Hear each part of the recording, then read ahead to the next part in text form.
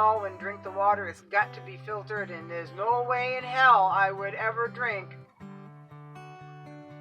snow melt here in my yard with all these birds. There's no way I'm going to do that. I am doing coop duty, so it's probably a good idea that you can't smell me.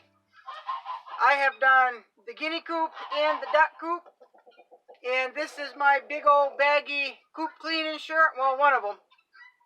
So excuse my appearance. It is 60 degrees out, it is sunny, and it's just a beautiful, beautiful day. So I'm trying to get things done. Pardon the birds, they're all lively. They like this warm weather too. So just a quick update, I'm taking a break.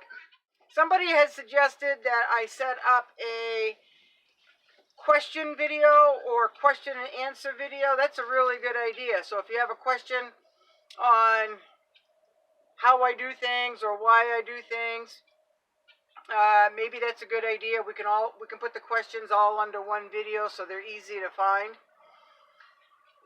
There is a bucket video coming up. I have not forgotten you, where it's a nice day. I need to get a lot of this stuff done out here, because this right here it's my livelihood, right? So, but I won't forget you.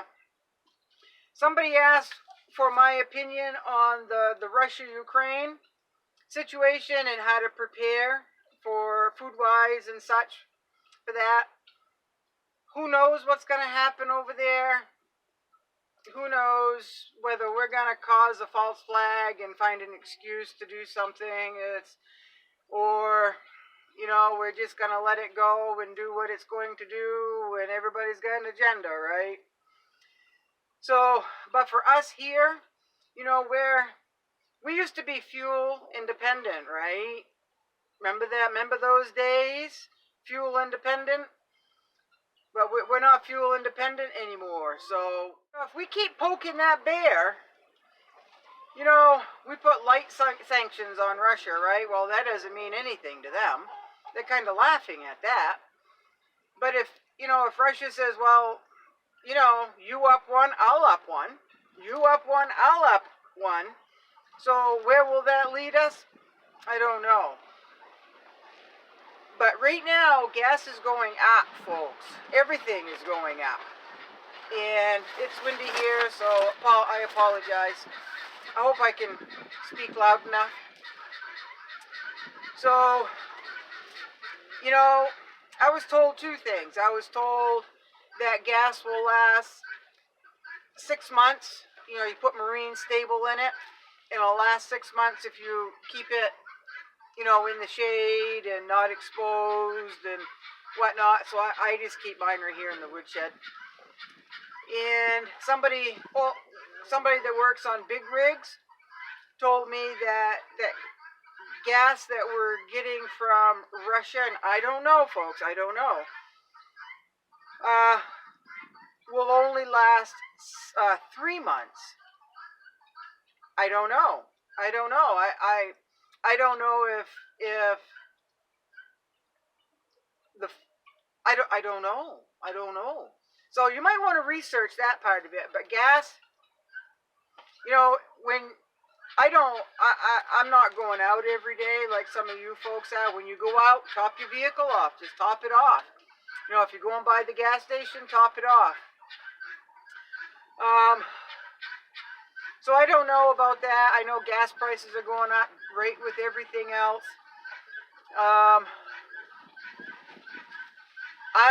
For me, I'm going to plug away doing what I've always done here, and that is to make sure I have everything I need for me down the road. Like, I'm jealous as all get out at some of you folks that have already started your seeds and working your garden. And I've got 2 feet of snow on my garden, folks, so it's going to be a while before I get to my garden stuff.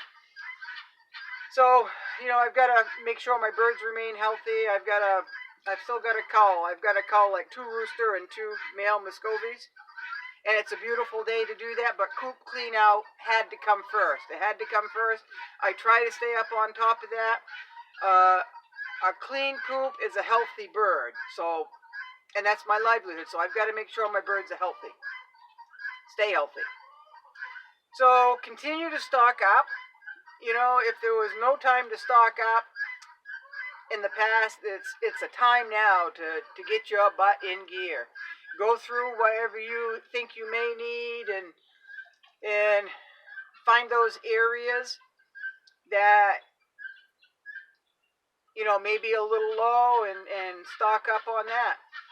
You know, with your preps, some of you are buying pre-made meals, boxed meals, just add water stuff, great. Some of you are buying canned items and stacking them case by case by case on top of each other. That's perfect. Some of you are buying good deals and packaging them up at home and throw them in your freezer, freeze drying them, canning them. Continue to do all that stuff, folks, because I certainly am. Okay, so if there was never a time to stock up and make sure you're where you want to be, and can you have too much? There's always a place to hide a can here or something there, but make sure if you're going to vacuum seal, canning, freeze drying, anything, make sure you do it correctly. Make sure you use the items correctly and make sure it's as dry as it's supposed to be before you vacuum seal it and put it away, because if you don't, when you need those items, they might not be any good. So we've got to make sure that we are preparing the food like we should be. All right? That's very important. So there's never been a better time to stock up, folks. There's never been a better reason to stock up. That's just how I'm looking at it. That's my approach. So I haven't gone and gotten any gas lately. But the last time I went, which is, I think, 2 or 3 weeks ago. So I went with 3 empty gas cans. This was 3 weeks ago. 15 gallons of gas cost me $54, and the gas has gone up since.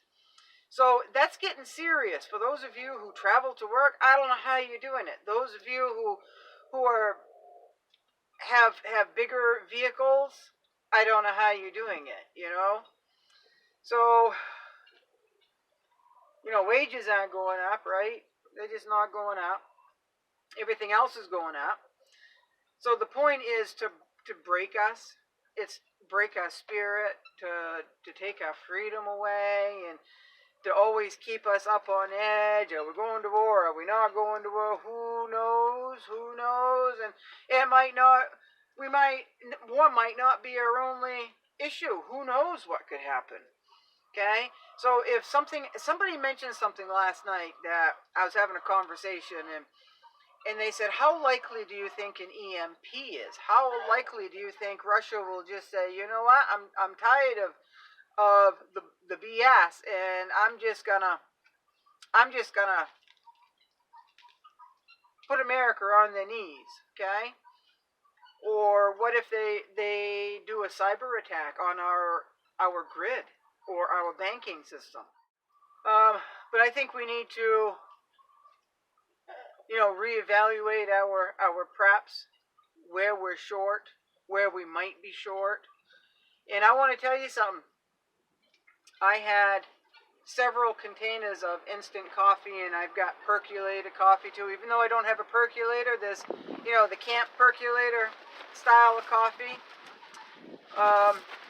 I've been out of work for 2.5 months right now because I refused this, right? Refused this. And now I'm taking this time to, one, take a breather from work and getting things that I need done here. And I am doing a whole lot better than I thought I was going to do. So, you know, when you're out and you stop and you get a cup of coffee in the morning, you're going back and forth to work, you need to put more gas in your vehicle. And if you stop and buy your lunch at a corner store or something, that adds up. That adds up. So, I don't know where I was going with it. Oh, my coffee. So I said to myself back before I got done work, you know,